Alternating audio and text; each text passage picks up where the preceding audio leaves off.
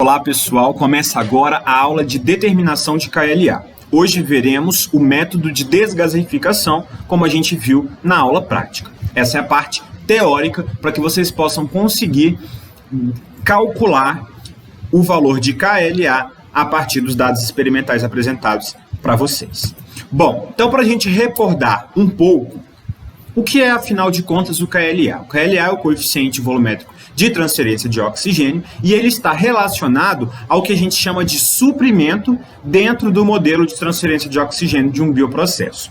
Modelo esse que é dado pela diferença entre o que eu ofereço ao sistema reacional e o que é demandado pelo micro-organismo.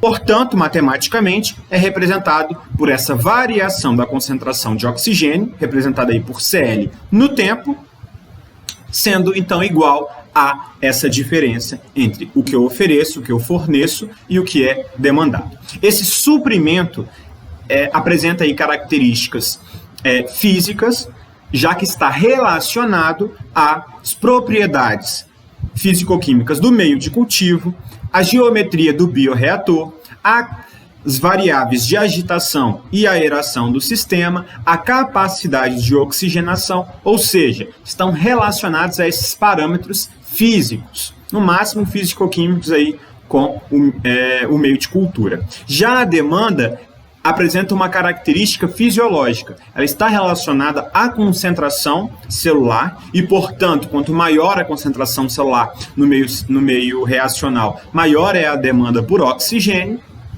e ela se relaciona às características metabólicas das células. Nosso foco aqui hoje é justamente o suprimento, o fornecimento de oxigênio, que é representado então pelo KLA, multiplicado pela diferença entre a concentração, que a gente chama de saturação de oxigênio no meio, que é obtida a partir aí de handbooks que correlacionam a solubilidade do oxigênio com a temperatura do meio reacional, e o Cl, a própria concentração de oxigênio que foi ali oferecida a partir da oxigenação, da introdução de ar comprimido ou contendo aí 21% de oxigênio ou do próprio oxigênio puro, certo? Bom, dentre os vários métodos de determinação de KLA, nós temos os métodos diretos e indiretos. A diferença entre eles está na presença do micro-organismo. Quando a gente determina o oxigênio, a disponibilidade de oxigênio na presença do micro-organismo, esse método é chamado método direto. Quando ele é realizado na ausência do micro-organismo, o método é chamado de método indireto. Dentro do método indireto, nós temos o método da desgaseificação, que é baseado na determinação de oxigênio utilizando um sensor de oxigênio. Esse método da desgaseificação é representado aí graficamente por essa figura à direita de vocês, em que a concentração de oxigênio ela vai estar aí num valor constante e máximo, digamos assim.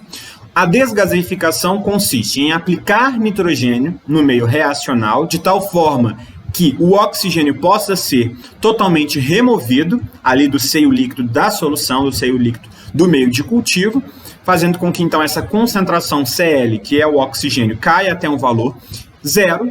A partir desse momento, a gente inicia a aeração, a gente inicia a introdução de ar comprimido, contendo 21% de oxigênio, que a gente já viu que é feita a introdução de ar comprimido justamente para economia do bioprocesso, porque a gente quer que haja o processo fermentativo, mas no início a gente precisa de célula, então a gente precisa crescer célula. Então, para não gastar muito oxigênio, que é caro, a gente utiliza ar comprimido, que contém aí o oxigênio suficiente para o crescimento celular e para que depois, então, o micro-organismo possa ter o seu metabolismo desviado para o processo fermentativo. Então, nesse momento, inicia-se a aeração, então cessa-se a introdução de nitrogênio, começa-se a introduzir oxigênio, e aí a gente começa a perceber aí essa curva de crescimento em relação à oxigenação, o aumento da disponibilidade de oxigênio. E a gente vai ter aí uma região que é uma região linear, e é justamente nessa região linear, que foi representada pelo intervalo entre o tempo 0 e o tempo 1, é que nós iremos calcular o KLA. Então, se a gente já viu algo aí relacionado à região linear, a gente vai ter que fazer o quê? Uma linearização e uma determinação, portanto, de uma equação de reta cujo coeficiente angular será o nosso KLA. Ok? Então, na desgaseificação, a gente vai partir dessa expressão de variação de concentração de oxigênio no tempo igual a KLA, que multiplica a diferença entre CS e CL, e vai, então, integrar essa equação diferencial, passando tudo que é concentração para um lado, tudo que é tempo para o outro. O KLA é um parâmetro independente do tempo, então ele vai ficar junto com o tempo, mas como uma constante que vai sair dessa integral, e CS menos CL vai passar dividindo aí o DCL. Aplicando então a integral, que agora a gente tem dois pontos específicos, que é o tempo zero, que tem um CL0 correspondente, e um tempo 1, que tem um CL1 correspondente. Aplicando aí essa integral e multiplicando por menos os dois lados da equação, a gente tem que matematicamente o resultado dessa integral é ln de CS menos CL1 dividido por CS menos CL0 igual a menos KLA, que multiplica T1 menos T0. Então essa é a nossa equação geral, que é utilizada aí no método de desgaseificação. Como é que a gente iria fazer isso? A gente pegaria o CS, calcularia o CS com base na temperatura do sistema, então se eu estou utilizando aí 37 graus, quanto que é isso em CS, né, em valor de CS, subtrair pelo valor de CL1, que foi determinado no tempo 1, dividido por esse CS na mesma temperatura de 37, por exemplo, subtraído de CL no ponto 0, a gente vai ter esse valor aí como sendo Y, então vamos ter vários desses valores como sendo Y, e a diferença entre T1 e T0 como sendo X. Então, se a gente fizer a linearização desses valores Y e desses valores X, a gente vai encontrar uma reta inclinada, negativa, cujo coeficiente é o KLA. Okay? Porém, na prática, nem sempre é assim que a gente faz. Porque a gente viu lá no nosso experimento que o bioreator que foi utilizado para o cálculo de KLA, ou para a disponibilidade de oxigênio, ele já fazia a coleta a cada 15 segundos dessa concentração de oxigênio. Tá certo? Então, como ele já faz essa coleta, neste caso, nós não vamos ter somente um ponto 0 e um ponto 1, mas a gente vai ter vários pontos que estão dentro aí dessa região linear. Então, ao invés de nós determinarmos as integrais com limites inferiores e superiores, a gente não vai colocar esses limites. A gente vai calcular de uma maneira geralzona. E calculando de forma geral, a gente encontra a seguinte equação. ln de CS menos CL é igual a menos KLAT mais A. Ok? Ou seja, uma equação de reta aí. Como eu disse para vocês, inclinação negativa, cujo coeficiente angular é o KLA. Ok? O que a gente vai fazer, então, com os dados experimentais a partir dessa equação? A gente vai considerar que a concentração de saturação, na verdade, é igual a 100% de oxigênio. Por quê? Porque os dados que foram apresentados para vocês estão em porcentagem de oxigênio.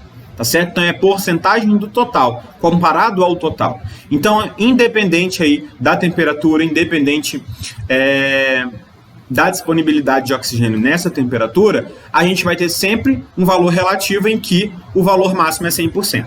Okay? Então, considerando que o valor máximo é 100%, a gente pode trabalhar com os dados que foram apresentados para vocês de porcentagem de oxigênio medido ponto a ponto. E aí, fazendo essa diferença e aplicando o ln, a gente tem os valores de y.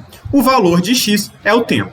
É o tempo que a gente vai ter aí ponto a ponto, tá? Porque vocês vão ver que vocês vão ter aí uma tabela de coletas a cada 15 segundos. O que vocês vão ter que fazer? Transformar esse tempo que está em segundos em horas e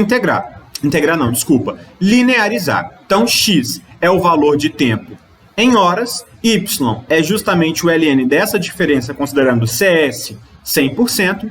Fazendo, então, a linearização de x e y, a gente vai encontrar uma equação de reta cujo coeficiente angular é KLA, dado como unidade de horas a menos 1, já que meu tempo foi transformado em horas. Ok? Então é isso. Essa é a prática de hoje de determinação de KLA. Até a próxima.